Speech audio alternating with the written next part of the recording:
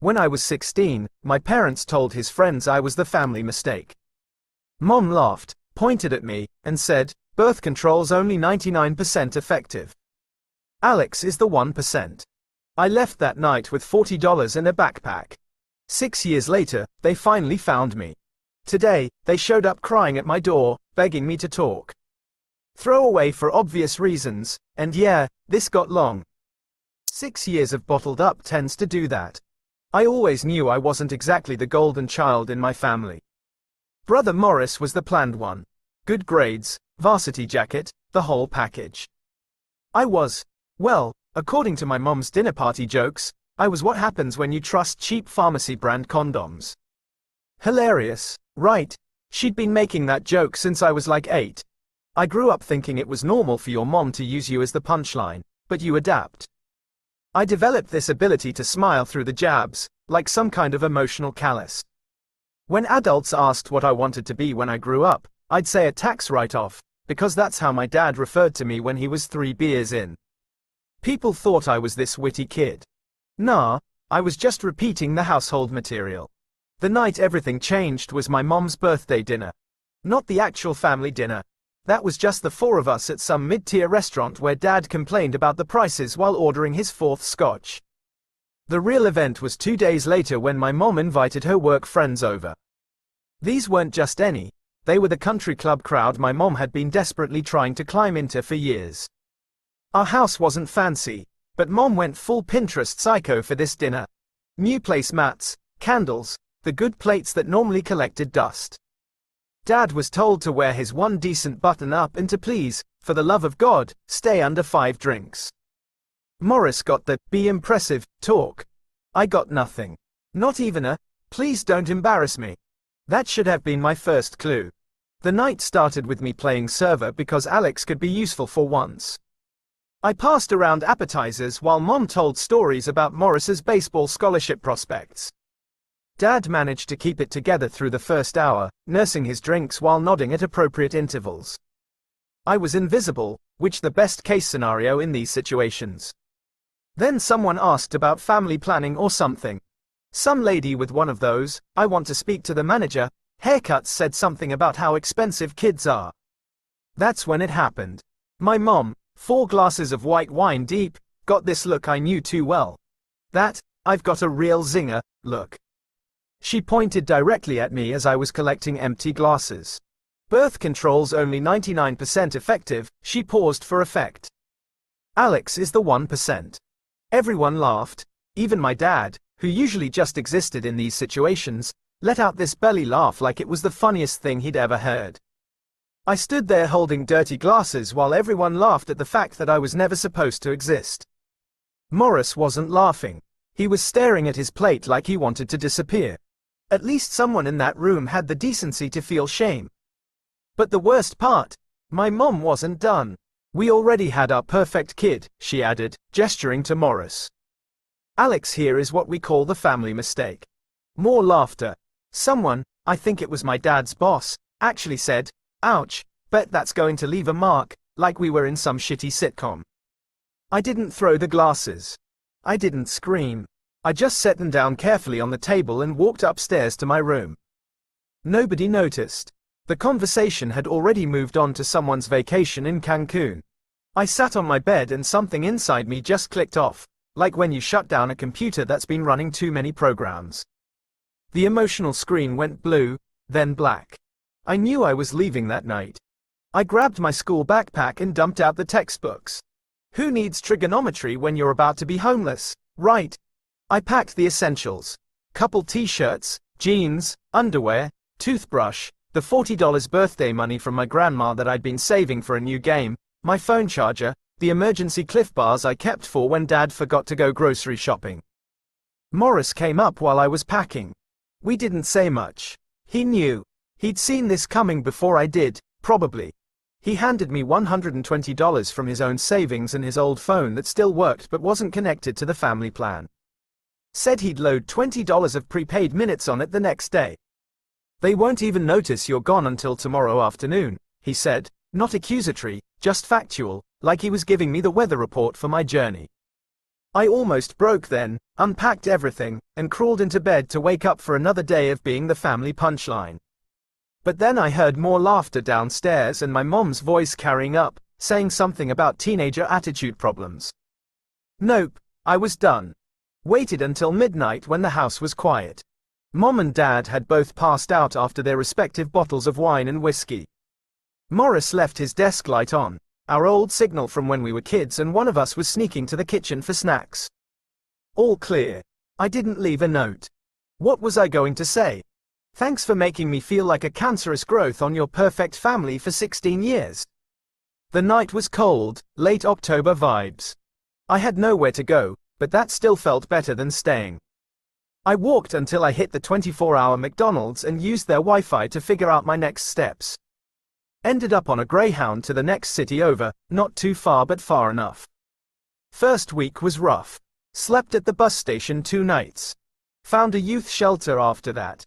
They let me stay 2 weeks while I got a dishwashing gig at this sketchy diner that didn't care I was underage. Paid cash, which was all that mattered. Morris kept in touch through this throwaway email account we set up. He said Mom cried for the cameras when she reported me missing, then complained about me always being dramatic when the police left. Dad got drunk and said I'd be back when I got hungry enough. I wasn't going back. Not when hunger twisted my stomach into knots. Not when I slept in a shelter surrounded by people yelling in their sleep. Not when December hit and I still didn't have a proper coat. 2 months in, I met Ronnie. He caught me sleeping in the break room at the diner when I was supposed to be on dishes. Instead of firing me, he asked why I wasn't in school. Ended up telling him everything over cold fries after closing. Turned out Ronnie had his own family mistake, different details, same flavor of. He hooked me up with a gig helping on renovation jobs under the table at first, then legit once I got my GED at 17. Even let me crash on his couch until I could afford the world's most depressing studio apartment. Those first 2 years were a blur of 12-hour days, instant ramen, and falling asleep to YouTube tutorials about taxes and credit scores on free Wi-Fi. No social life because who had the time? Just work, save, survive. Morris graduated and went to college 3 states away. Smart move. We still emailed but less often. He was living his life and I was building mine from scratch. Year 3, I started to feel almost human again. Had my own place that didn't have visible mold. Started community college classes online. Even went on a few Tinder dates that weren't complete disasters. My parents. They finally realized I wasn't coming crawling back around month 5. Filed a missing persons report that went nowhere because I was working and paying bills under my legal name. They just weren't trying very hard to find the mistake. Morris told me they had turned my room into a home gym by my 17th birthday. Dad got my baseball card collection that was actually worth something. Mom told the neighbors I was at some special boarding school for troubled teens. That's when I decided this wasn't just about escaping anymore. This was about becoming someone they'd regret losing, someone who'd make them realize what they threw away. I stopped being angry all the time. Anger burns calories you need for climbing. Instead, I got cold, calculating. Started thinking about money, not just as survival but power. Every paycheck, or in my online classes, every new skill I picked up became another brick in the wall between me and that dinner table where I stood holding dirty glasses while everyone laughed. It's been 6 years now. I'm 22. I have my own place, life, my own chosen family of friends who actually give a. Morris is the only one who knows where I am, and he'd sworn to secrecy. Or he was until last week when he called to warn me that our parents are looking hard because now they need something. Turns out the Bank of Karma is finally calling in their debt, and me. I'm the collections agent they never saw coming. The interest on emotional debt compounds daily. Update. First off, Holy didn't expect the first part to blow up like that. Rip my inbox. Thanks for all the awards and validation that I'm not the crazy one in this story. For those asking if this is real, unfortunately, yeah. Some details changed for obvious reasons, but the core story is my life. Wish it wasn't. All right, picking up where I left off. The first 2 years after leaving were basically survival mode, working double shifts, eating budget ramen, and sleeping on a mattress I found by the dumpster. Don't judge. I Lysoled the hell out of it. I'd check my email at the public library where Morris would update me on the home situation. Apparently, Mom and Dad spent about 3 weeks looking for, and by looking, I mean Mom posted a couple of dramatic Facebook updates with my school photo, getting her daily dose of sympathy reaction. Dad called exactly 2 of my friends from school. That was the extent of their search for missing kid. Month 4, Morris sent me a screenshot of Mom's Facebook post announcing they'd converted my bedroom into her dream home gym with a Peloton knockoff and those decorative weights nobody actually uses. Caption: making lemonade from life's lemons. #FitMom. That post got more engagement than any about me being missing. Let that sink in. By year 3, I'd saved enough for community college classes. Not the fancy in-person kind, the cheap online ones you do after working all day. My back hurt from hunching over a laptop at my kitchen counter, aka a door on 2 milk crates, but that pain felt different, productive pain. I studied business and finance, not because I had some passion for spreadsheets, but because I was learning money is just math and doesn't care if you were wanted or not. That's when I met Zoe in an online study group. She messaged me privately after I fixed her Excel formula during a group project. We started video chatting about assignments, then about everything else. She was smart as hell, studying for her paralegal certification while working at a law office. First time we met IRL was at this sad coffee shop halfway between our apartments. I was nervous AF, wearing my one decent shirt that still had a small pasta sauce stain I tried to hide with a pen. She showed up with her hair in this messy bun, glasses, and a smile that made me forget about being the family mistake for a whole 3 hours. I told her everything that night. Expected her to run. Instead, she got this look. Not pity, something colder. She told me about her own toxic mom who used her as an emotional punching bag. We were the same kind of damage, just different flavors. Zoe changed my perspective. Where I saw survival, she saw opportunity. She'd point at property listings while we ate takeout on my floor and say things like, "That building's value is all wrong based on the neighborhood growth pattern." Meanwhile, Morris kept me updated on the home front. Dad's drinking had gotten worse after he got laid off. Mom's social climbing hit a ceiling when her fancy friends realized she couldn't keep up financially. Their credit card debt was piling up. They'd refinanced the house twice. Morris graduated and moved away for a job. Smart kid. He was the only one who knew which city I lived in, but not my exact address. We had an emergency system. If he ever texted, "Blue waffle," an old gross internet joke between us, it meant our parents had somehow figured out where I was. Year 4, when I started making actual progress. Got promoted twice at work. Moved to an apartment where the neighbors didn't scream at 3 a.m. Started building credit with a secured card. Small victories that felt massive. I became obsessed with personal finance subreddits and YouTube channels. Learned about investment accounts, compound interest, credit building. Every dollar I saved felt like another brick in the wall between me and ever needing my parents again. Zoe moved in with me at the start of year 5. Our place wasn't fancy, just a 1-bedroom with functioning appliances and a shower that didn't randomly go cold, but it was ours.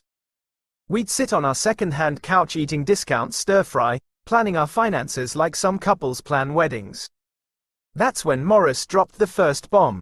He called instead of our usual texts, which immediately set off alarms. Dad had lost their house. Not immediately. They were in pre-foreclosure, but the bank was coming. Years of refinancing, missed payments, and Dad's business ideas had finally caught up with them.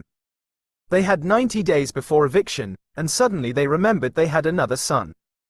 Mom started posting old baby pictures of me on Facebook. "Missing my baby boy every day. Please share to help us find Alex. #missing son #come home." The same pictures she couldn't be bothered to post when I actually went missing. The comments were pure gold. "I thought he was at boarding school. Didn't you say he joined the military? My personal favorite, isn't that the room you turned into your gym?" Dad apparently joined some Facebook groups for parents of estranged kids. Started portraying himself as this heartbroken father desperate to reconnect.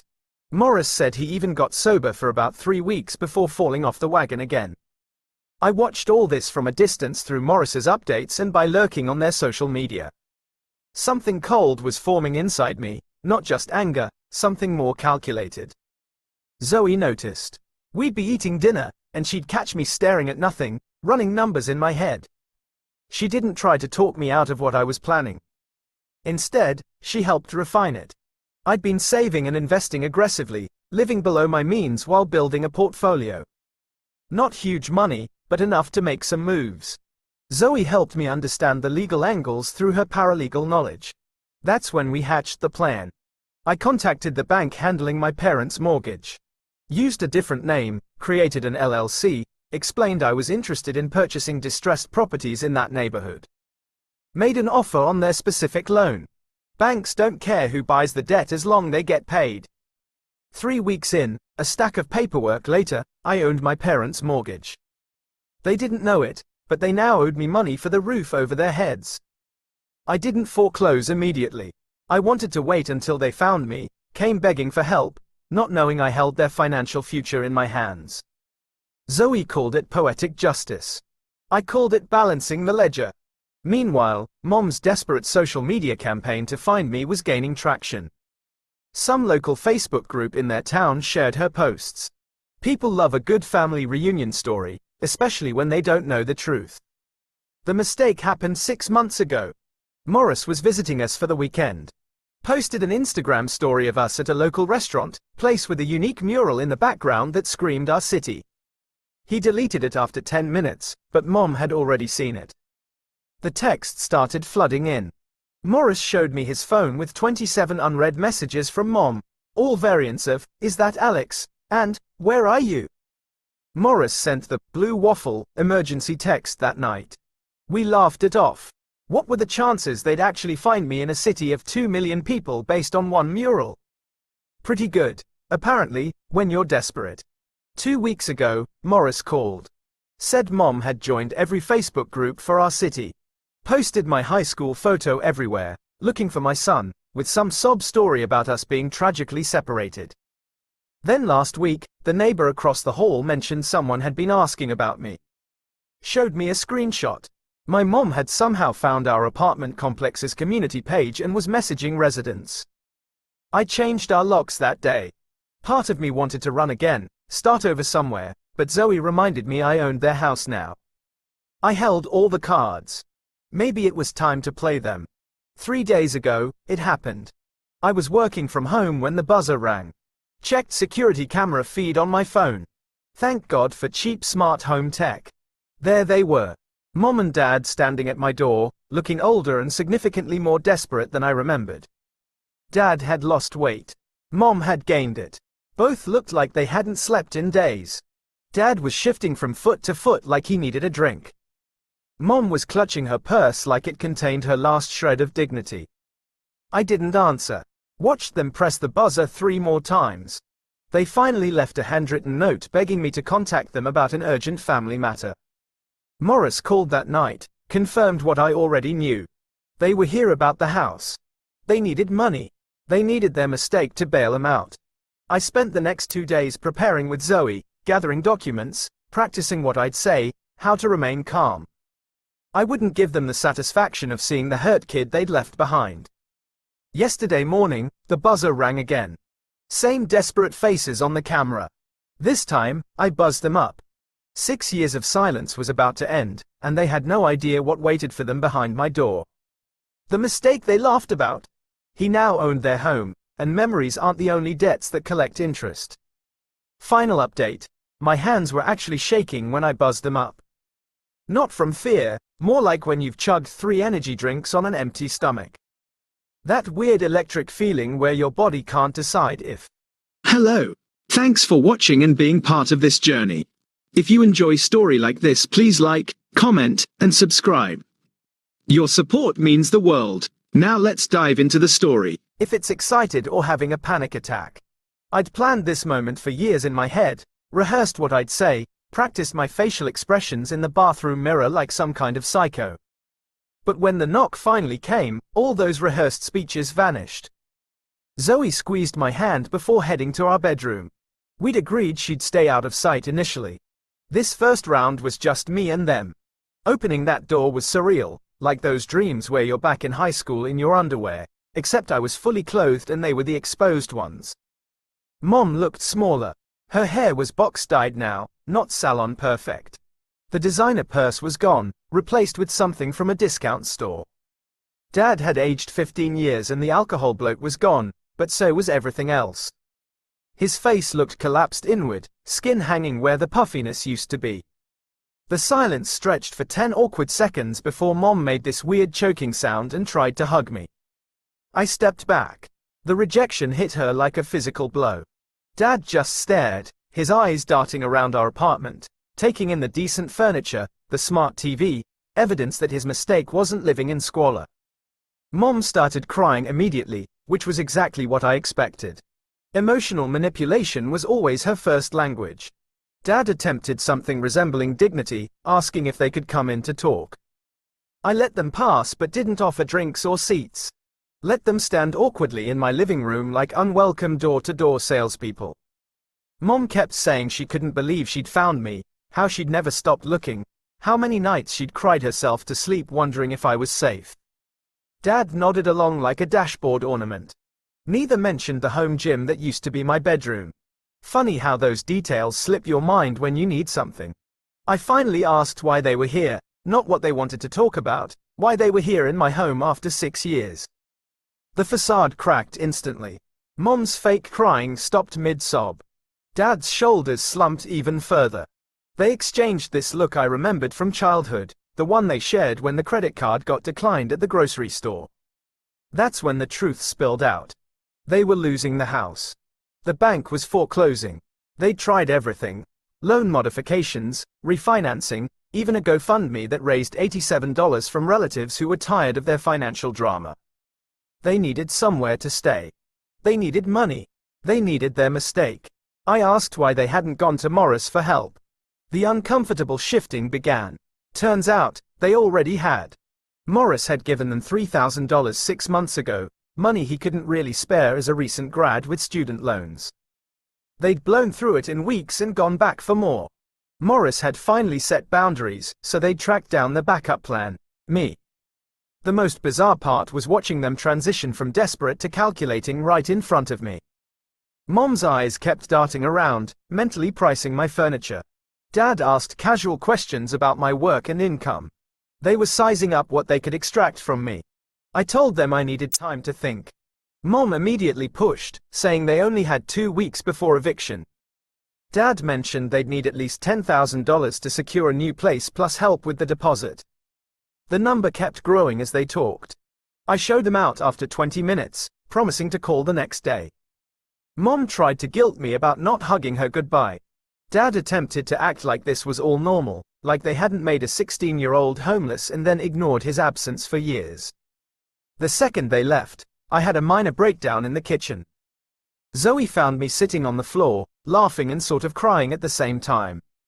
Not my proudest moment. She didn't try to fix it, just sat down next to me and waited it out. That night, we finalized the plan. The next day, I called and invited them to dinner, not at our place, at a mid-range restaurant where I'd reserved a private room. They agreed suspiciously quickly.